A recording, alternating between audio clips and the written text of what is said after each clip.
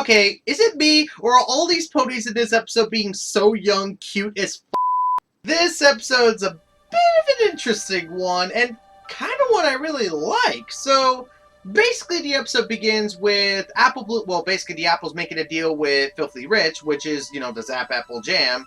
But unfortunately, Apple Bloom gave cider to Filthy Rich instead of the Zap Apple. So after fixing the misunderstanding, we learned that, like Applejack's like, oh, you shouldn't be telling lies. I know it's a bad thing. And then Apple Bloom's like, you've never told a lie in your life. Okay, first things first, that's bull because she's told lies within the context of the show. But another thing is that she explains that she used to tell lies all the time back as a filly.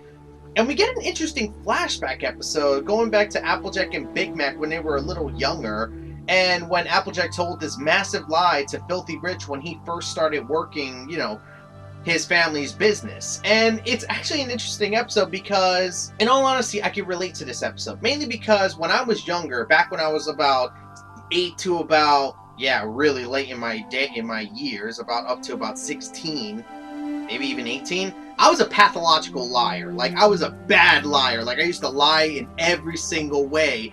And just like in this episode, lies would start getting worse and worse and worse and worse until it all came crumbling down on top of you.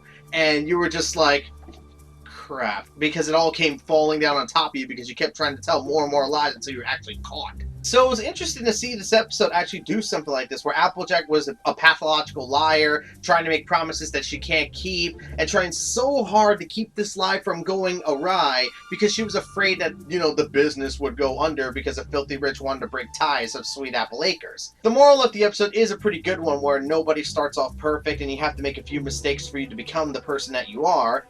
And I definitely like the camaraderie that we saw between Big Mac and Applejack. Hell, even leading to the point where Big Mac doesn't talk as much as he used to.